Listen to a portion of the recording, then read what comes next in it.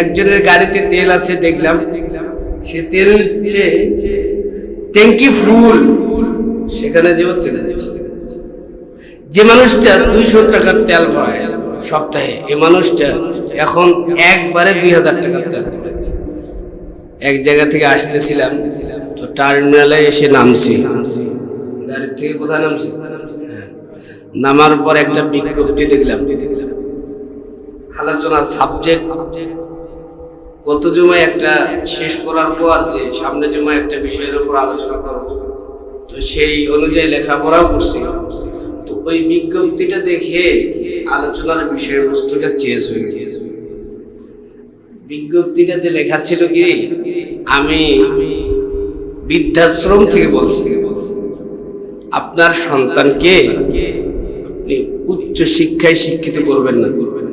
ছবি একটা দিছি, আমি 2-3 মিনিট ধরে পড়লাম, টার্মিনালে লিখে দিছে, পোস্টার লেফলেটের মধ্যে দিচ্ছে, আমি বৃদ্ধাশ্রম থেকে বলছি, আপনার সন্তানকে আপনি উচ্চ শিক্ষিত করবেন, বলেন না কেন করবেন। তারপর লিখছে, আপনার সন্তানকে আপনি সুশিক্ষায় শিক্ষিত করুন, আমাদের হাতের কামাই। এটার থেকে বুঝলাম তেলের যে সংকট, এটাও আমাদের কি হাতের কি। একজনের গাড়িতে তেল আছে দেখলাম, সে তেল নিচ্ছে ট্যাঙ্কি ফুল, সেখানে যেও তেল নিচ্ছে। যে মানুষটা 200 টাকার তেল ভরায় সপ্তাহে, এই মানুষটা এখন একবারে 2000 টাকার তেল ভরায়।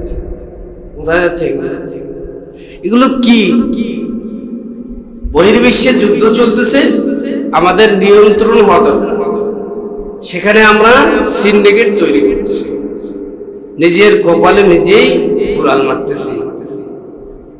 কেউ কারো জন্য গর্ত খুললে সেই গর্তে নিজে কেউ, অনেক মানুষ চিন্তা করতেছে এরকম করে একটা পরিবেশ হাঙ্গামা তৈরি করে, কিন্তু হাঙ্গামা করে কি করবেন, সেই গর্তে আপনাকে করতে হবে। সেই জন্য সাবধান, বুঝে শুনে খরচ করবেন। কারেন্ট, তারপর উজুখানার এই কল, এই পানি যে বাইরে হয়, এগুলো একদম আস্তে ছাড়বেন। দেখবেন উজু করতেছে, পানি এমন জোরে ছাড়ছে,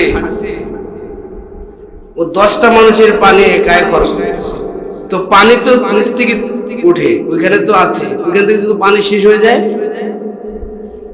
তেল আপনি খরচ করতেছেন অথবা আপনি লুকায় রাখতেছেন, এরকম করতে করতে যদি নাই হয়ে যায়, তাহলে বিপদ কার?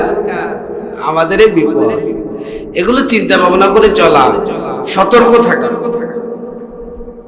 আল্লাহ পাক রব্বুল আলামিন বুঝার তৌফিক দান করুন। সকলে বলুন